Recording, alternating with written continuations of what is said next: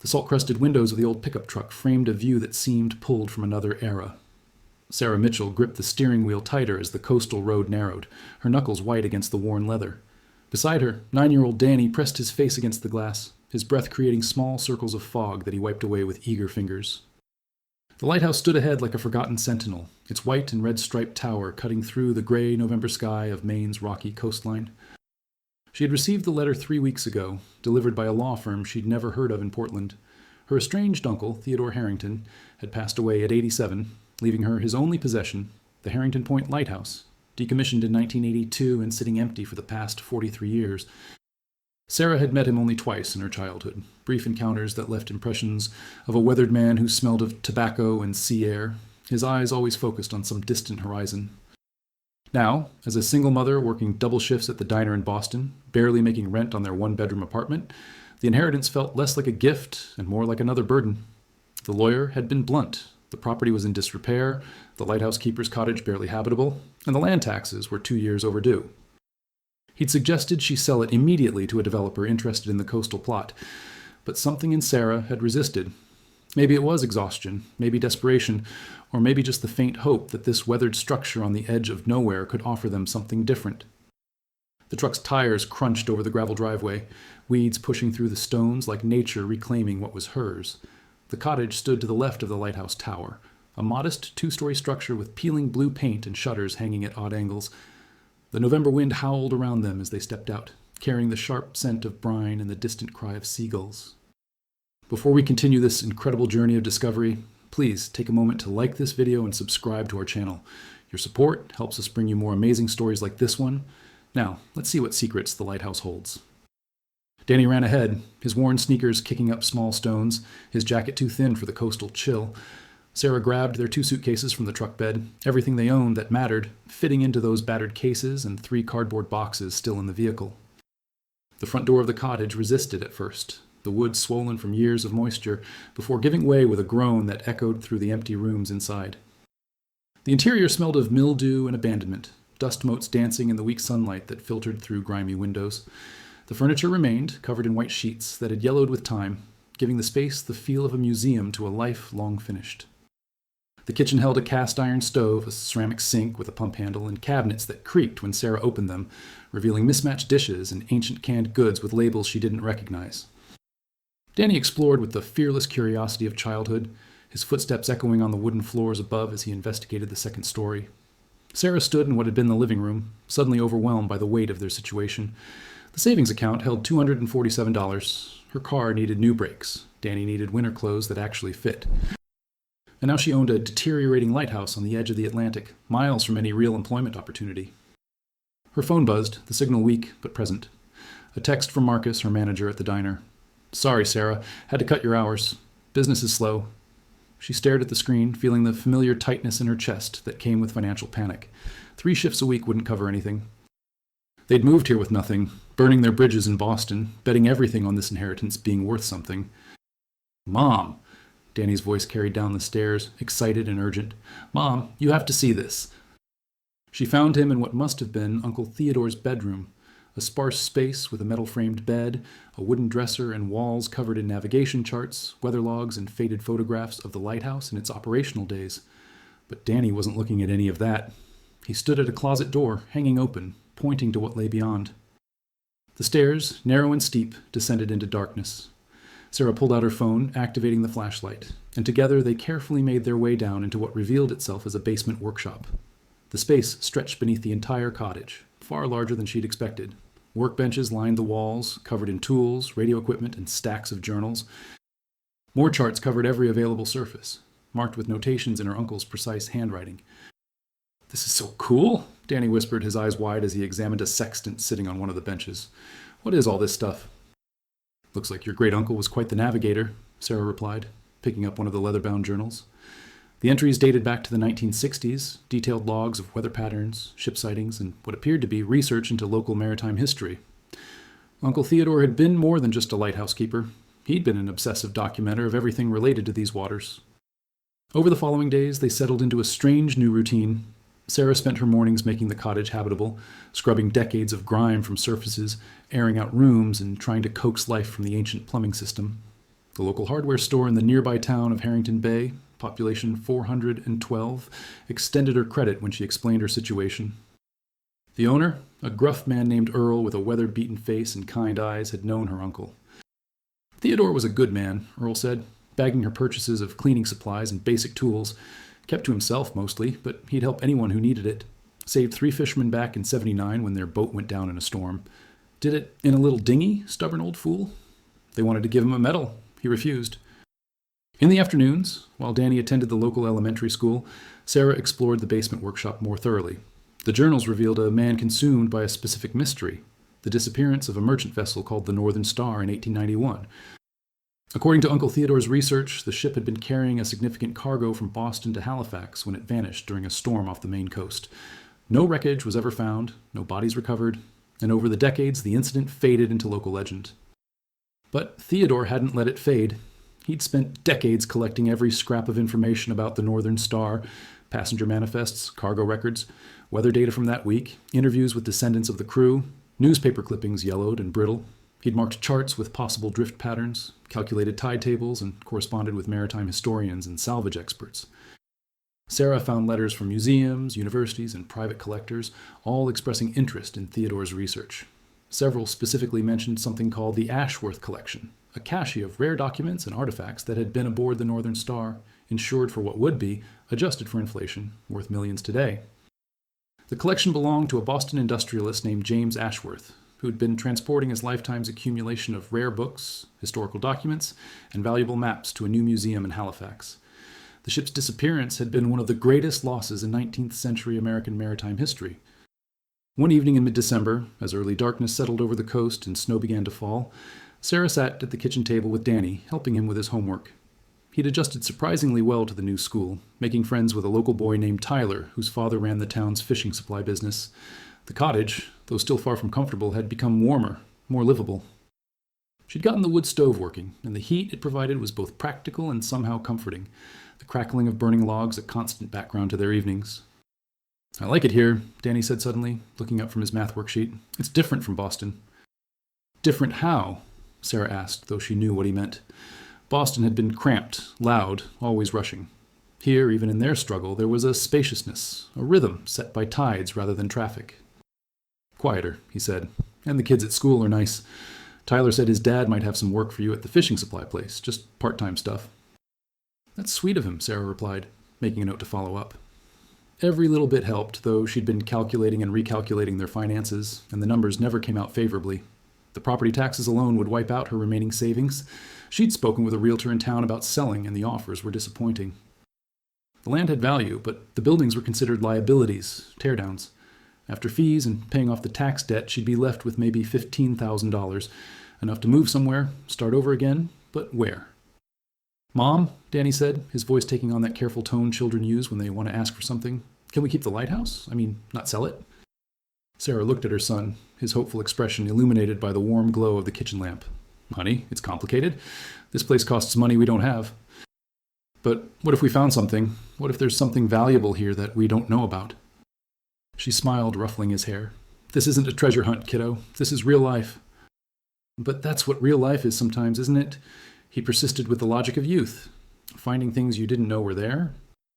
The snow continued to fall outside, accumulating on the windowsills, the lighthouse tower becoming a ghostly presence in the swirling white. Sarah returned to Theodore's journals that night after Danny went to bed, reading by lamplight, trying to understand what had driven her uncle's obsession. The entries became more focused in the later years, particularly after 2010, when he'd obtained some piece of information that seemed to energize his entire search. In a journal dated March 2012, he wrote, "Confirmed through the Boston Maritime Archive, the manifest included case lot 7, marked as charts and navigational documents. If my theory is correct, this would include the complete set of Vandermeer coastal surveys, considered lost since 1890. Current value, if authenticated, incalculable. The key is finding where she went down." Sarah sat up straighter. She'd heard of the Vandermeer surveys in a college art history class years ago. The Dutch cartographer had created incredibly detailed coastal maps of the American Atlantic in the late 1700s, works of art as much as navigational tools. Most had been lost or destroyed over the centuries. A complete set would be worth a fortune to museums, collectors, and historians. She continued reading. following Theodore's logic as he narrowed down potential wreck sites based on storm patterns, witness accounts from 1891, and the drift capabilities of a merchant vessel of that era. He'd identified 3 possible locations, all within a few miles of Harrington Point. The most promising, marked repeatedly in his later journals, was a section of seafloor about 2 miles northeast of the lighthouse, where sonar had detected an anomaly that could be wreckage. Theodore had been planning a dive, partnering with a local salvage company when his health had failed. The last entry, dated just 8 months before his death, read, "The answer is here, somewhere in this lighthouse. I've documented everything, but the final piece, the precise coordinates, the proof I need to convince the salvage team, it's safe. Look where the light used to reach." Sarah read the line 3 times. Look where the light used to reach. What did that mean? She climbed the stairs to the second floor, then found the door to the lighthouse tower itself. The lock was old, but opened with the key ring the lawyer had given her. The spiral stairs inside seemed to ascend forever, metal steps echoing under her feet. The lamp room at the top was small, circular, surrounded by windows that offered a 360-degree view of the coast. The Fresnel lens had been removed when the lighthouse decommissioned, but the mechanism that had rotated it remained, a complex assembly of gears and counterweights. Sarah stood in the center, imagining the beam of light that had once swept across these dark waters, warning ships away from the rocky coast, guiding them safely past danger. Look where the light used to reach. She examined the lamp room carefully, finding only cobwebs and corrosion. Nothing hidden, no secret compartments. She was about to give up when she noticed something odd about one of the window frames. The paint was newer than the rest, applied less carefully as if covering a repair. Using a small knife from her pocket, Sarah carefully scraped at the paint, revealing beneath it not wood but metal. A small panel, about 6 inches square, secured with screws that had been painted over. Her heart rate increased as she realized this was intentional concealment. She made a mental note to return with proper tools. The next morning, after Danny left for school, Sarah went back up with a screwdriver, a flashlight, and the anxious energy of someone who might be onto something. The screws came out easily once the paint was cleared, revealing a shallow compartment inside the window frame. Inside lay a waterproof document case, the kind used by surveyors and engineers. Her hands trembled as she opened it. Inside were 3 items: a detailed chart of the seafloor near Harrington Point, marked with precise coordinates, a letter addressed to whom it may concern, explaining Theodore's research and his belief that the Northern Star lay at the marked location, and a smaller sealed envelope labeled "For Sarah Mitchell, if she inherited this place." She opened the envelope with careful fingers, unfolding the single page inside. "Dear Sarah, if you're reading this, I've passed on, and you've inherited my obsession along with this old lighthouse. I apologize for that, but I had my reasons. Your mother was my sister, and I watched from a distance as she struggled as you've struggled. I wanted to help, but never knew how. Never had anything to offer but this rocky point and my theories about a ship that sank before your great-grandparents were born. I believe I found her, the Northern Star. I believe her cargo is intact in 40 feet of water, preserved by the cold and the silt. I believe that wreck contains items worth more than I could spend in 10 lifetimes, but I was too old, too sick to pursue it properly. The salvage rights, however, belong to whoever owns this land. That's you now. Be careful. There are people who've shown interest in my research, not all of them with good intentions. Trust Earl at the hardware store and Captain Tom Morrison. He runs diving tours in the summer. They're good men. The chart is accurate as far as my equipment could determine. What you do with this information is up to you. I hope it brings you the security I never could provide. Your uncle, Theodore." Sarah sat in the lamp room for a long time, watching the gray Atlantic roll beneath the weak December sun, the letter in her hands. The coordinates on the chart were specific, marked with notations about depth, currents, and optimal diving conditions. This wasn't a fantasy or wild goose chase. This was serious research, done methodically over decades by a man who understood these waters. She thought about Danny, about the precarious edge they lived on, one emergency away from disaster. She thought about the property taxes due in 6 weeks, about the dwindling account balance, about the uncertain future that had been her constant companion since his father walked out 3 years ago. And she thought about Theodore, alone in this lighthouse, spending his last years trying to give her a gift she hadn't known to expect. Captain Tom Morrison was exactly who Earl said he'd be: honest, practical, and intrigued. Sarah met him at his small office near the marina, a weathered building that smelled of motor oil and salt water. Tom was in his 50s, deeply tanned even in winter, with strong hands and the calm demeanor of someone who'd spent his life on the ocean. He examined Theodore's chart and letter carefully, asking questions about how she'd found them, what else her uncle had documented. Then he sat back, rubbing his jaw thoughtfully. "Theodore talked to me about this years ago," Tom said. "I didn't think much of it at the time, figured it was just an old man's hobby. But this chart, these coordinates, he's done real work here. If there is a wreck at this location, it's salvageable depth, accessible for experienced divers. What would it take to investigate? Sarah asked. Tom considered. In this weather? Nothing. These waters are too rough until April at the earliest, but come spring, with decent equipment and a good weather window, we could do a sonar survey, maybe some preliminary dives. The question is cost and legality. What do you mean? Salvage operations require permits, especially if there's historical significance. You'd need to file claims, prove your salvage rights through the property ownership. Then there's the question of funding the actual recovery if we find something. Sarah's face must have shown her discouragement because Tom held up a hand. But here's the thing, that chart is valuable on its own. Theodore's research is solid. I know a maritime historian at the University of Maine who'd pay to examine this material, maybe fund an exploratory survey as part of an academic project. That could give you some breathing room financially while we figure out the bigger picture. Over the next several weeks, Sarah found herself navigating a world she'd never imagined. Maritime law, salvage rights, historical preservation regulations. The historian Tom recommended, Dr. Elizabeth Chen, made the drive from Orono to examine Theodore's research, spending an entire afternoon in the basement workshop, photographing journals, charts, and letters. This is remarkable work, Dr. Chen said, her excitement barely contained. Your uncle corresponded with some of the leading experts in 19th century American maritime history. Some of these documents I've never seen outside of archives. And the Vandermeer surveys, if they're actually down there, it would be the find of the decade. What happens if we find the wreck? Sarah asked. Dr. Chen explained the complex web of regulations. Since the wreck was in state waters, Maine law applied. As the owner of the adjacent property with documented historical research, Sarah had strong salvage rights, but any recovery would need to follow specific protocols. Items of historical significance couldn't be sold without approval, but she'd be entitled to finder's fees, and certain items could be sold to museums or private collectors under the right circumstances. The university is willing to fund a preliminary survey, Dr. Chen continued. It's not a lot, $15,000, but it covers the sonar work and some initial dives. In exchange, we'd want first rights to document and study anything found, and a portion of any items recovered would go to the university's maritime collection. It was something. More than Sarah had thought possible a month ago. She agreed, signing the partnership agreement that Earl helped her review, making sure her interests and Danny's future were protected. Christmas came quietly to Harrington Point.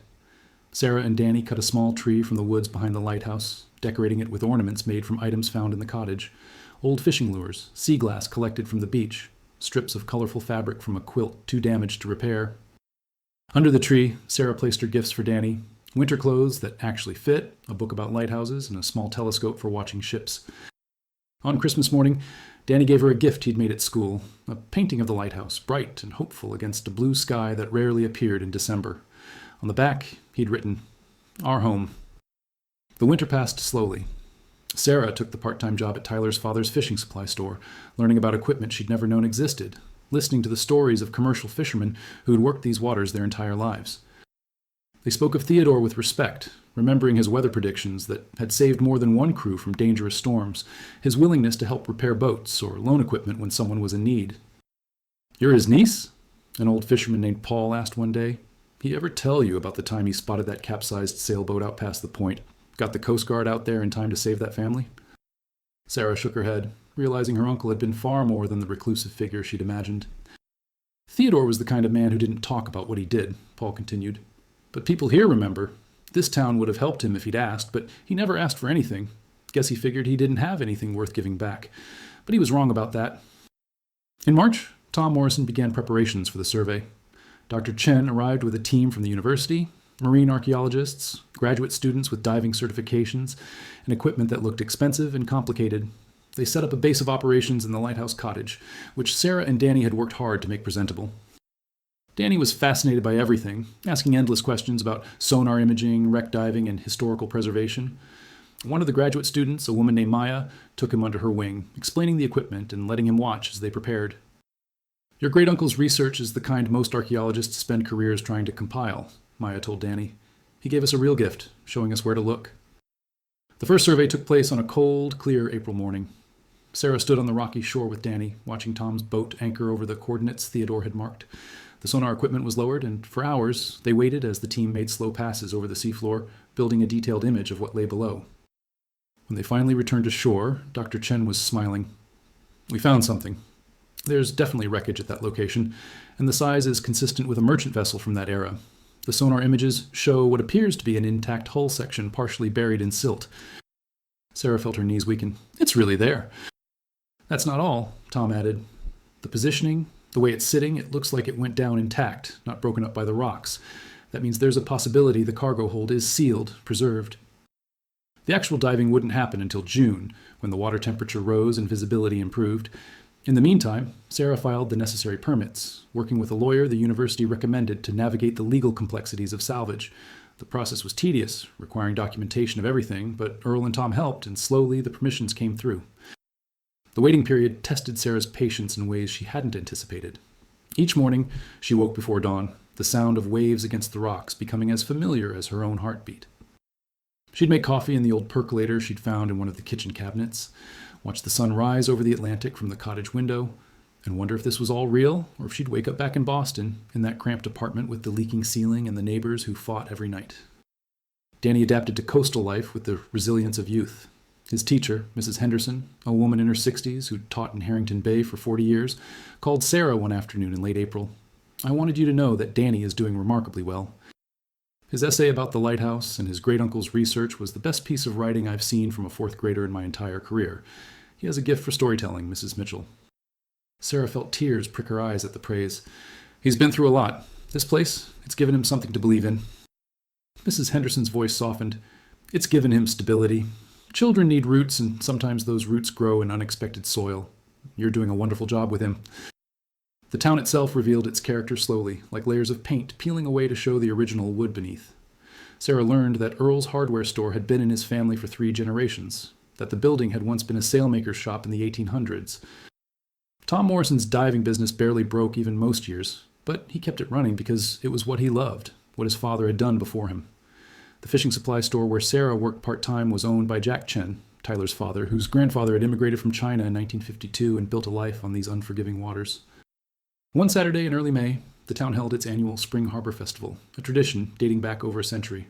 Sarah and Danny walked down to the marina, where white tents lined the dock and the smell of fried clams and lobster rolls filled the air. Local artists sold their work, paintings of lighthouses and fishing boats, jewelry made from sea glass, wooden carvings of whales and seabirds. A small stage hosted live music, fiddle and guitar playing traditional maritime songs. Danny ran off with Tyler and a group of local kids, their laughter echoing across the water as they explored tide pools and threw stones into the sea. Sarah found herself standing with a group of women near the craft fair, listening to their easy conversation about gardens and recipes and whose daughter was graduating from college in June. A woman named Margaret, who owned the small bookshop in town, turned to Sarah with a warm smile. We're glad you decided to stay. Theodore would be happy knowing someone's caring for the lighthouse again. Did you know him well? Sarah asked. Margaret nodded, her gray hair lifting in the coastal breeze. He used to come into the shop every Thursday, always bought books about maritime history, sometimes ordered specific titles from university presses. We'd talk for hours about the ships that went down along this coast. He was convinced that the stories of those vessels mattered, that the people who sailed them deserved to be remembered. She paused, looking out at the harbor. He was a lonely man in many ways, but he had purpose. That's more than most people can say. The conversation stayed with Sarah as the afternoon wore on. She watched the community around her, these people who'd built lives in a place where the ocean could give and take in equal measure, where winters were harsh and summers brief, where everyone knew everyone else's business, but also showed up when someone needed help.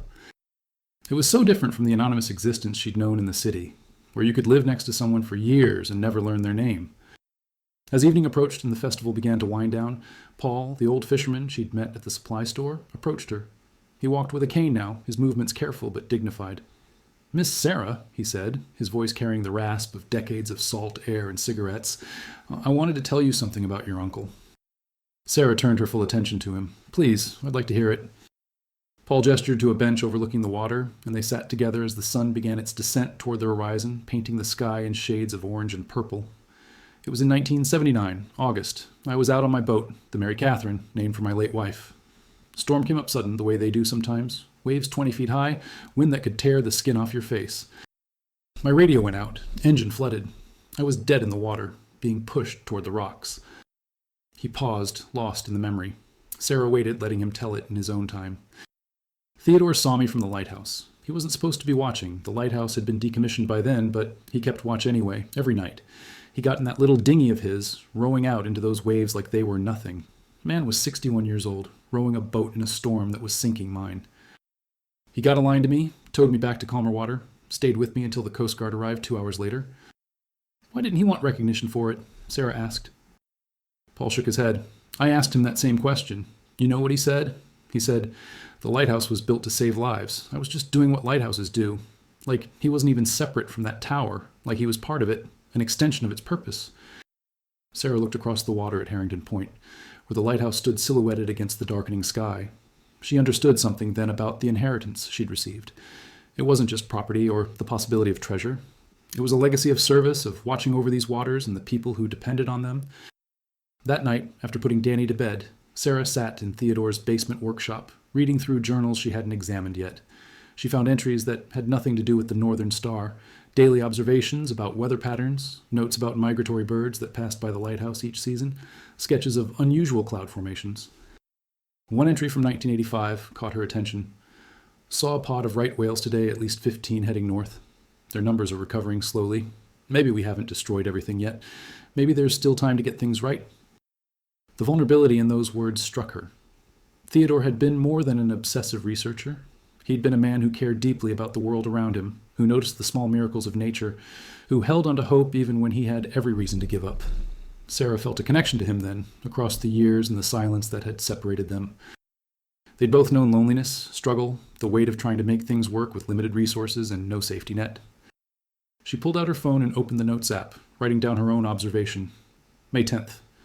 Danny laughed so hard today at the festival that he got hiccups. The sound of his joy is the best thing I've ever heard. For the first time in years, I feel like we might actually be okay. Like maybe we found the place where we're supposed to be. Thank you, Uncle Theodore, for giving us this chance. The weeks passed with increasing anticipation.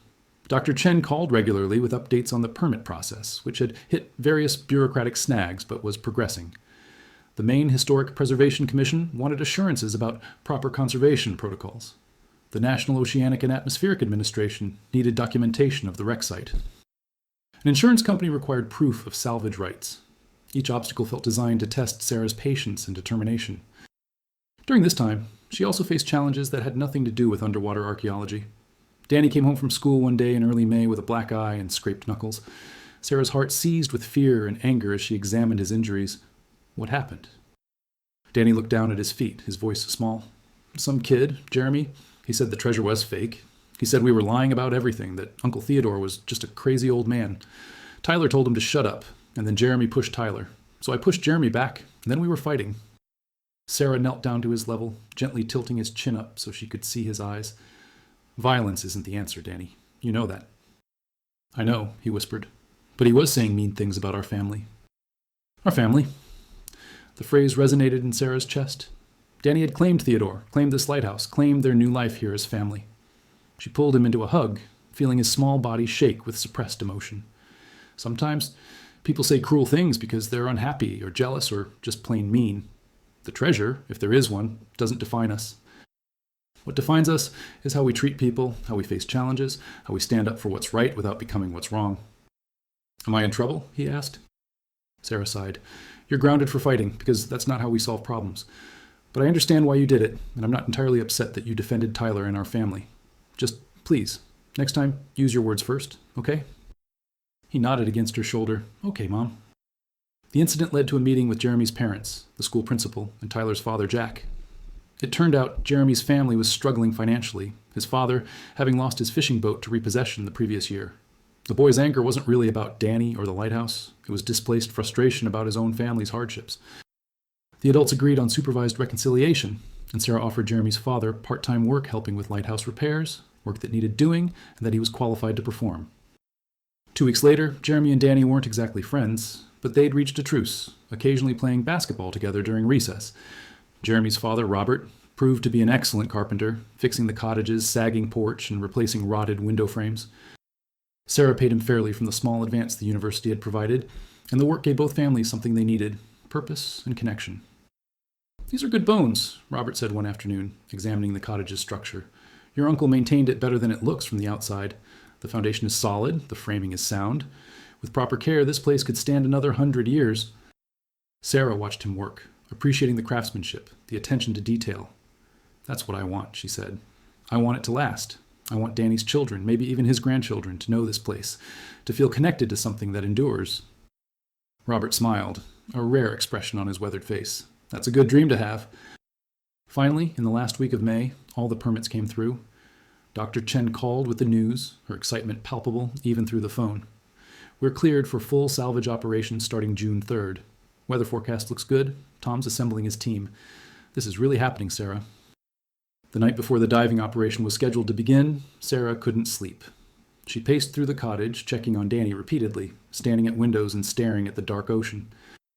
Around 2 a.m, she climbed to the Lighthouse lamp room, where the restored beacon had been operational for a month now, its beams sweeping across the water in the eternal pattern Theodore had once maintained manually. She found herself talking to him, to the uncle she'd never really known. I hope we're doing this right. I hope this is what you wanted.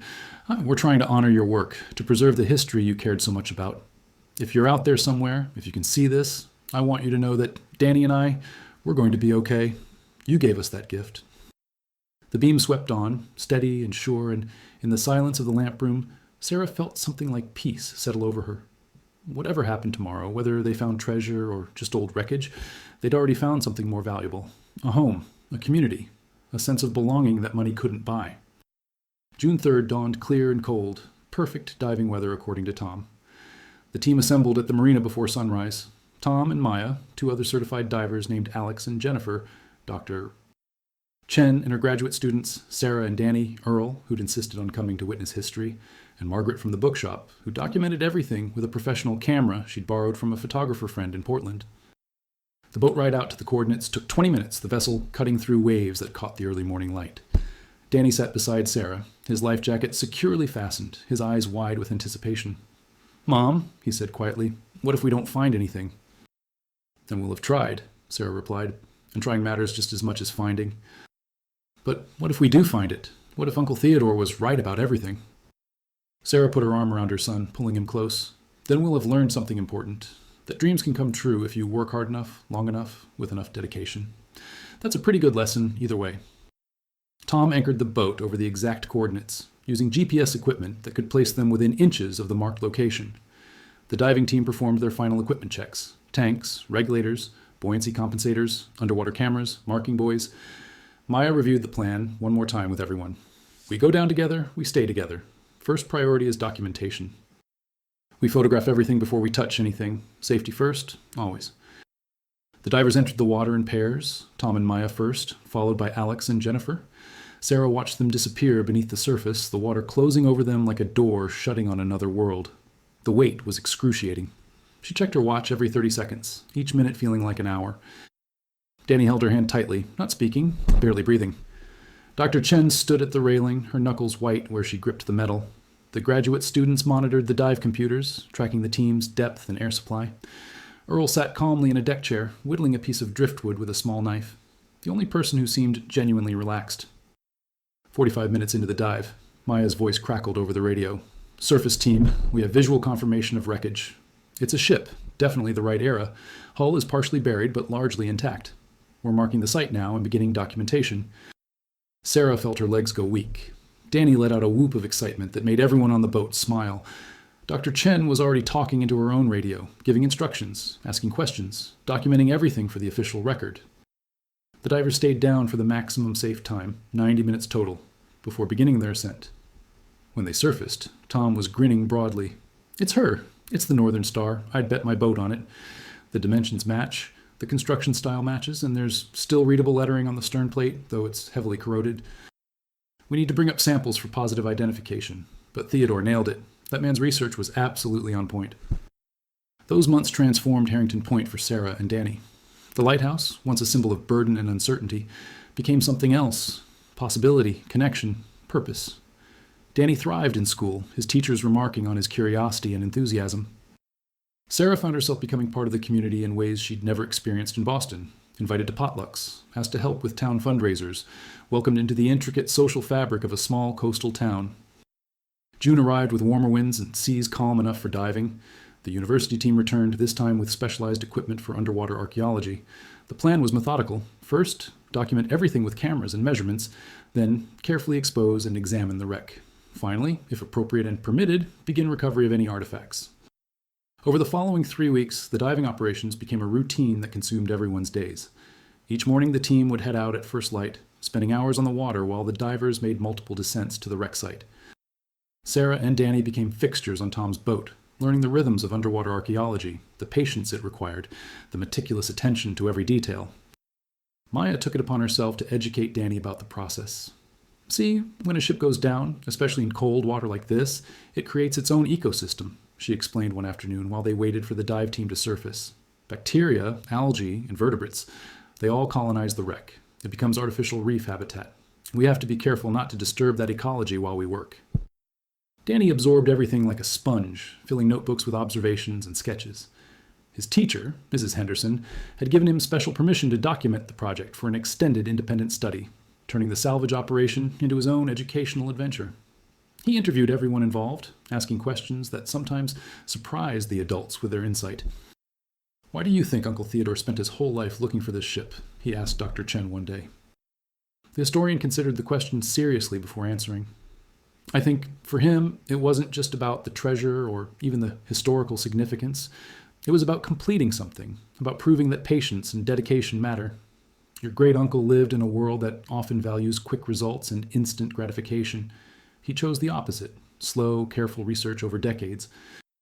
He was making a statement about what endures." The actual recovery began in the second week of June, after extensive documentation had been completed.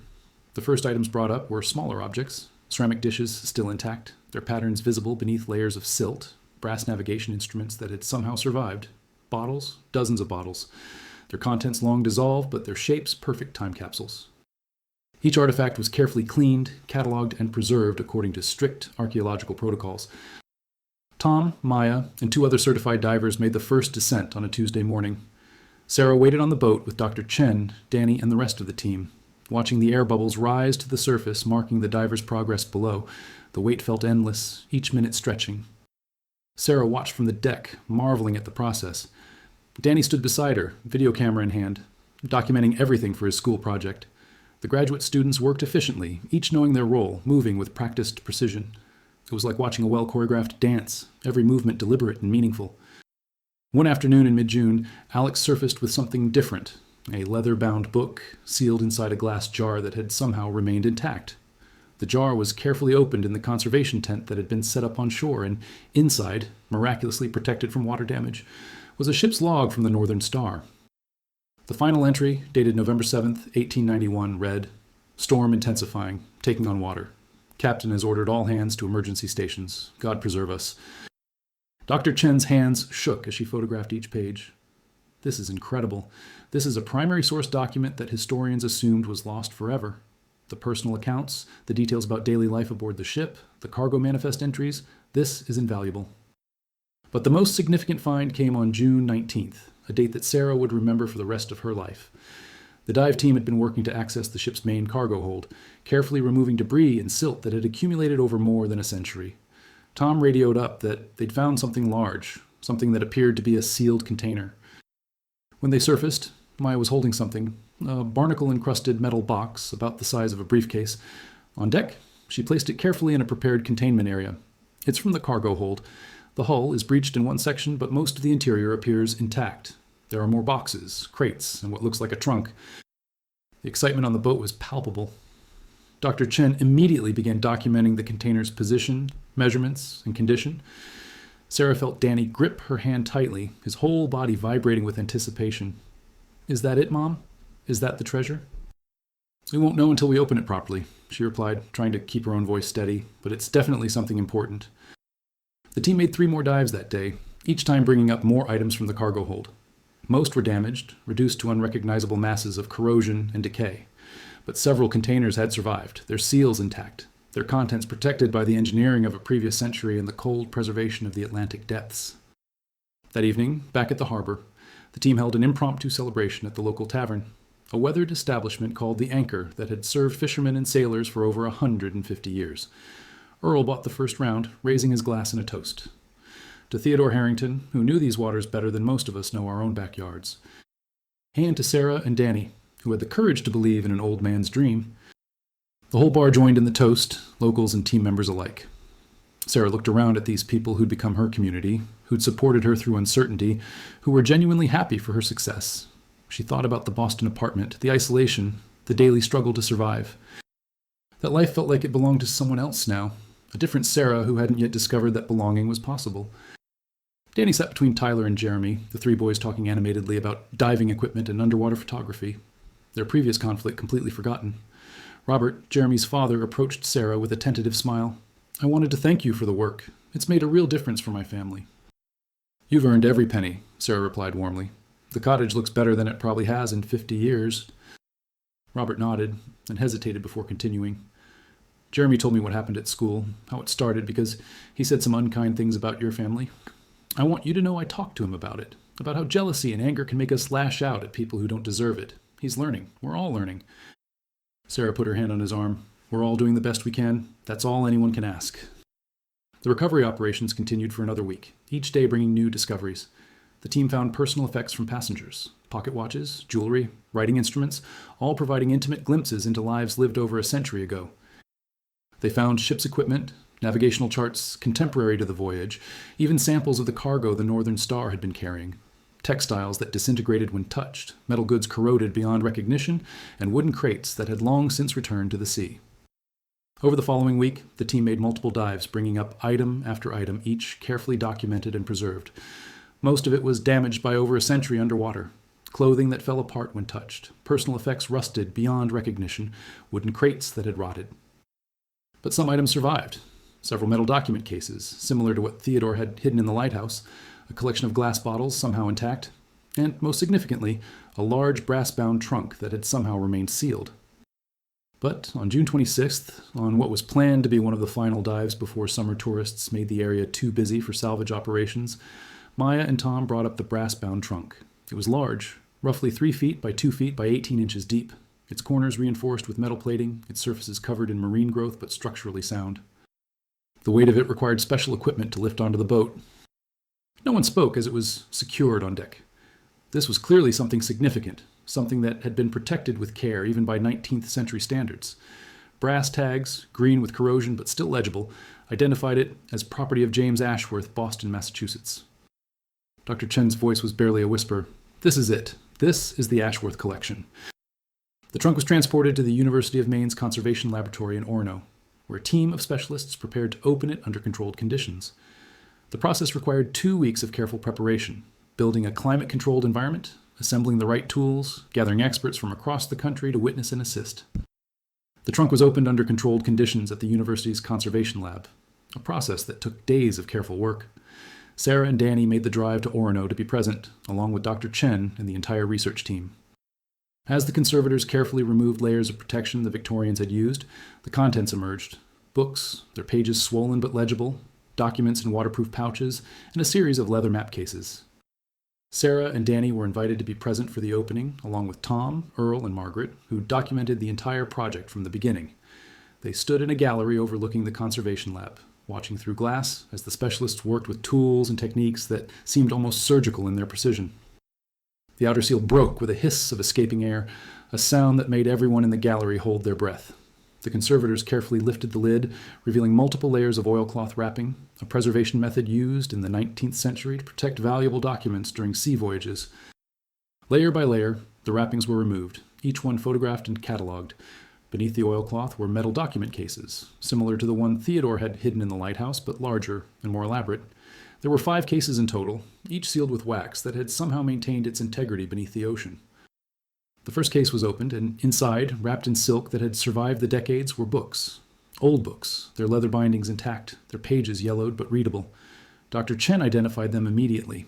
First editions of scientific works from the 18th century, volumes that were known to have existed but thought lost. Their value was significant, but it was what lay in the other cases that truly mattered. Inside those cases were the Vandermeer surveys, 23 detailed coastal maps, their colors still visible, their careful notations readable. Dr. Chen stood over them with tears in her eyes. "These are incredible, absolutely incredible." The maps were works of art as much as navigational tools. Each one showed a section of the American Atlantic coast in extraordinary detail, marking not just harbors and headlands, but also noting tides, currents, depths, and hazards. The cartographer had included observations about weather patterns, wildlife, indigenous settlements, and colonial establishments. They were historical documents of incalculable value, windows into a world that no longer existed except in these careful drawings. But there was more. The remaining cases contained correspondence between founding fathers, discussing matters of state and commerce, land deeds from colonial Massachusetts, some signed by royal governors, scientific observations about Atlantic marine life from early naturalists, and detailed shipping records that filled gaps in historical understanding of 18th century American trade. One letter, dated July 4th, 1776, was written by John Adams to James Ashworth's grandfather, discussing the Declaration of Independence hours after its signing. The letter had been considered lost to history, mentioned in Adams' diary but never recovered. Now it lay on a conservation table in Maine, its ink faded but legible, its words reaching across nearly 250 years to speak of revolution and hope and the audacious dream of a new nation. Danny pressed his face against the gallery glass, his eyes enormous. "Mom," he whispered, "Uncle Theodore found all of this. He was right about everything." Sarah pulled him close, her own emotions overwhelming. Yes, he was. He spent his whole life being right about this, and now we get to honor that dedication. The authentication process took months. Experts from the Library of Congress, the National Archives, the Massachusetts Historical Society, and various universities examined every item. Chemical analysis of inks and papers, handwriting verification, historical cross-referencing, all confirmed what everyone hoped and suspected. In the following months, the authentication process confirmed what everyone hoped. The maps were genuine, dating to 1787, and representing the most complete set of Vandermeer's American work ever recovered.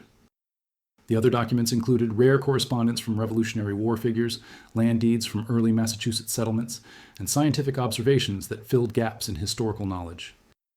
Everything was authentic, everything was significant, and everything was, under maritime salvage law and the agreements Sarah had signed, partially hers. The valuation, when it finally came, exceeded even optimistic estimates. The maps alone were worth $80 million to a consortium of museums and libraries that jointly purchased them.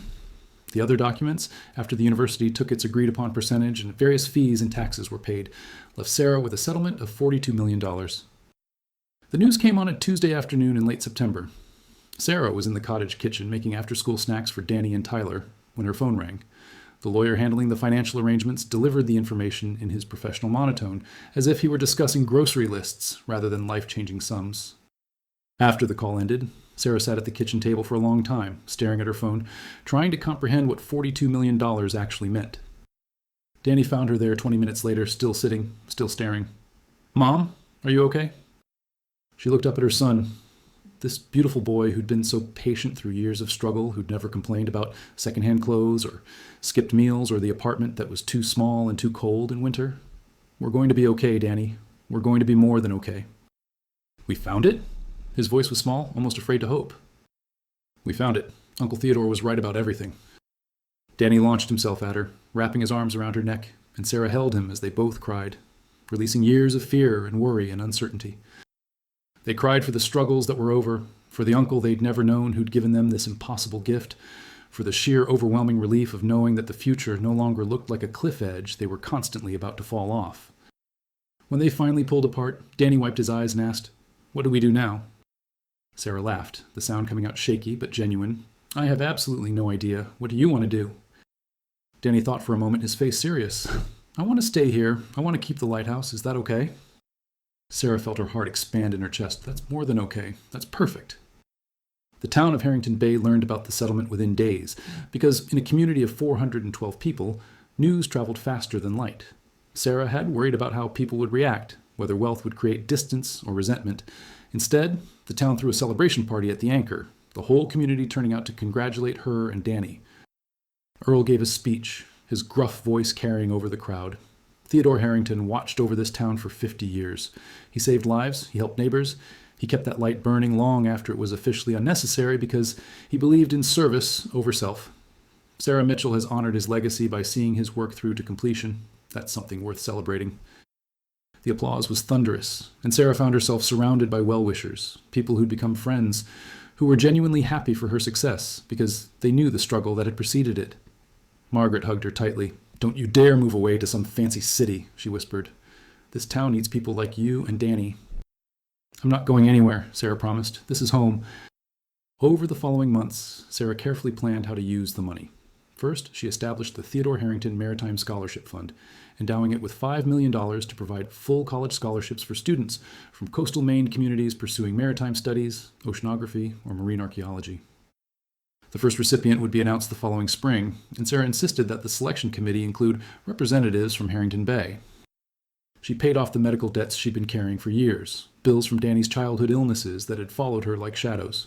She bought a reliable car, nothing fancy, just something that would start every morning and get them where they needed to go safely. She set up a college fund for Danny that would cover any school he wanted to attend, any path he chose to follow.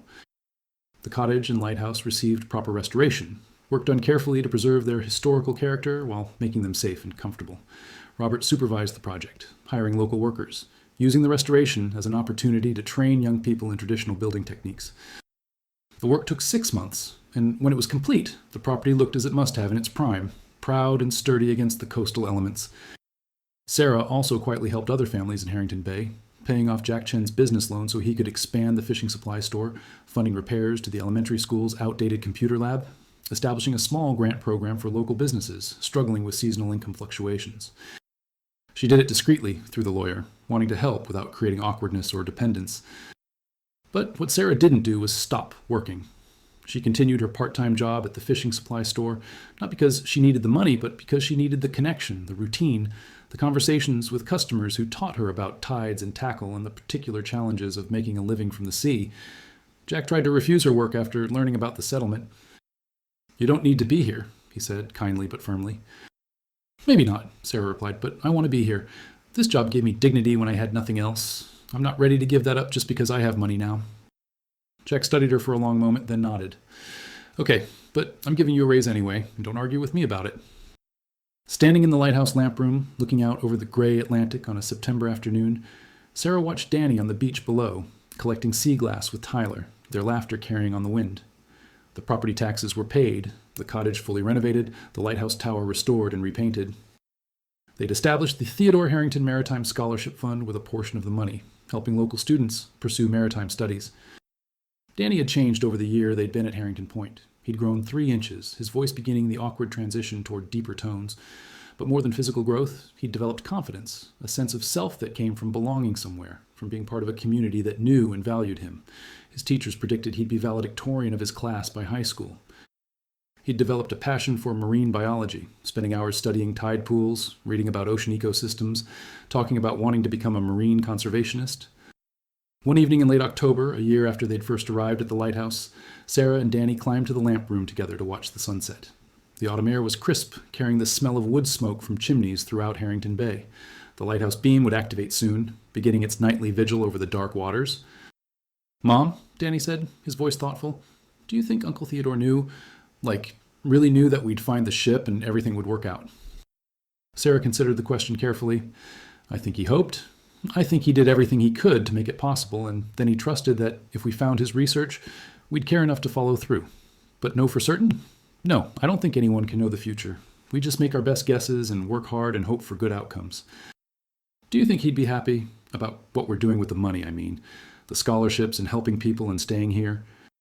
Sarah thought about the journals she'd read, the life Theodore had lived, the values his actions had demonstrated.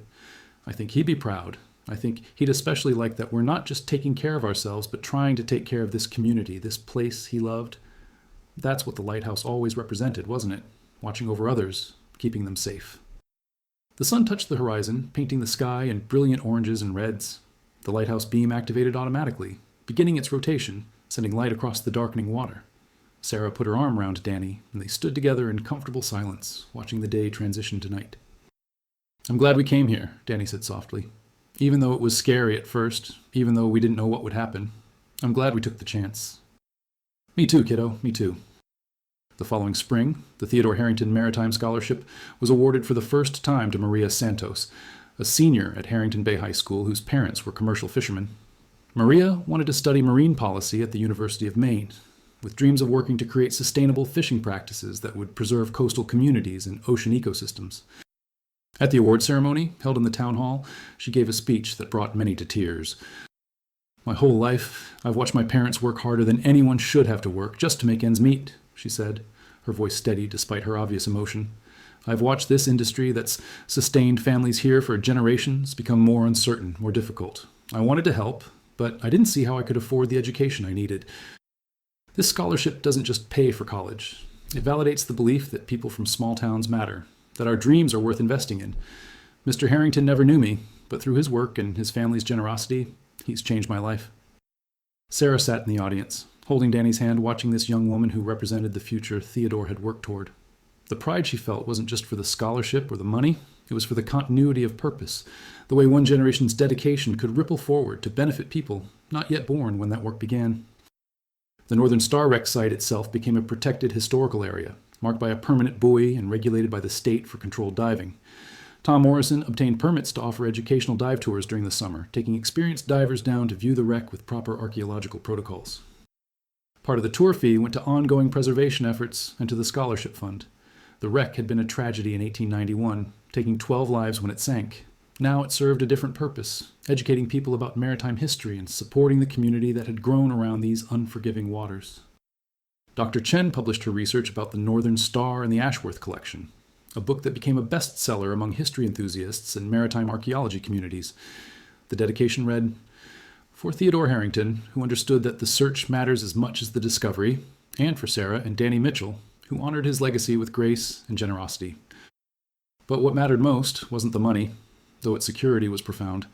It was what Uncle Theodore had really given them: a home, a community, a connection to something larger than their struggle. The lighthouse would stand for generations more. Its light, which Sarah had paid to restore and reactivate, sweeping across the dark waters again, guiding ships home, just as Theodore had once done, just as his final gift had guided her and Danny to their own safe harbor.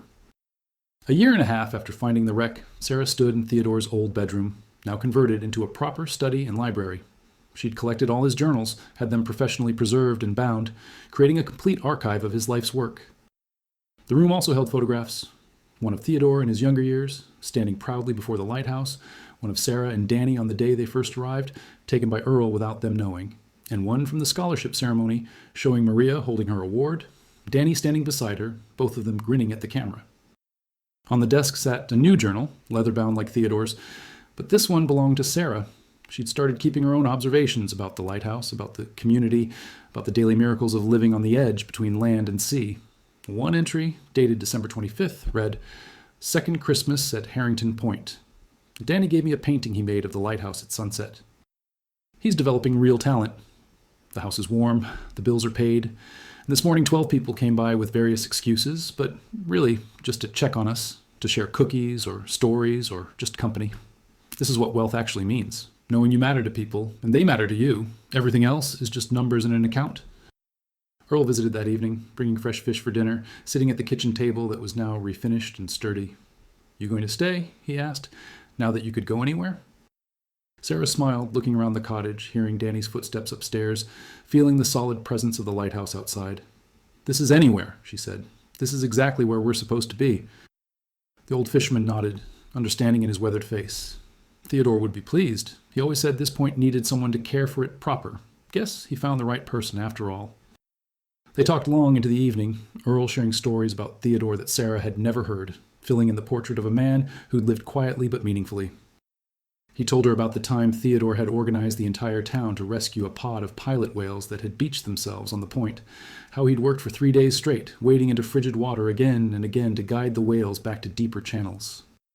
He told her about Theodore's habit of leaving anonymous gifts, somehow knowing when a family was struggling and arranging for groceries to appear on doorsteps or unexpected checks to arrive in mailboxes. "He never wanted credit for anything," Earl said. "It used to drive me crazy, actually. I'd tell him, 'Theodore, people should know the good you do.' You know what he'd say? He'd say, 'The lighthouse doesn't need credit for saving ships. It just needs to keep shining.'" Sarah felt tears prick her eyes. "That's beautiful." Earl nodded. That was Theodore. He understood something most people never figure out, that the light you cast matters more than whether anyone knows your name. He cast light for 50 years, and now you're keeping that tradition alive. That's legacy, Sarah. That's what actually matters. That night, after Danny was asleep, Sarah returned to the lamp room, watching the restored beacon send its message across the water. Steady, reliable, unwavering. She thought about the Northern Star, finally discovered after 134 years, about the lives it had carried, the cargo that had been someone's treasure and passion. She thought about Theodore, alone here for so many years, working on a mystery that would only bear fruit after he was gone, giving to a niece he barely knew because that's what family did. The beam swept across the darkness, and Sarah understood that some lights shine forward, illuminating paths for those who come after, their reach extending far beyond what anyone could measure, touching shores yet unseen, guiding ships not yet launched, offering hope to travelers still searching for home. Theodore had been that kind of light. And now, standing in the lamp room he'd tended for decades, Sarah resolved to be the same, a steady presence, a source of guidance, someone who helped others find their way through the darkness. The Atlantic rolled beneath her, ancient and powerful and uncaring. But the lighthouse stood firm, as it had for over a century, as it would for centuries more if properly maintained. And inside that lighthouse, a woman and her son had found not just shelter and security, but purpose and belonging, and the kind of wealth that had nothing to do with money, and everything to do with knowing where you fit in the world, knowing that you mattered, knowing that your life could make a difference long after you were gone. That was Theodore's final gift, more valuable than any map or document or treasure. The understanding that home isn't just a place, it's a purpose, and that the greatest legacy anyone can leave is light that guides others long after the lighthouse keeper is gone.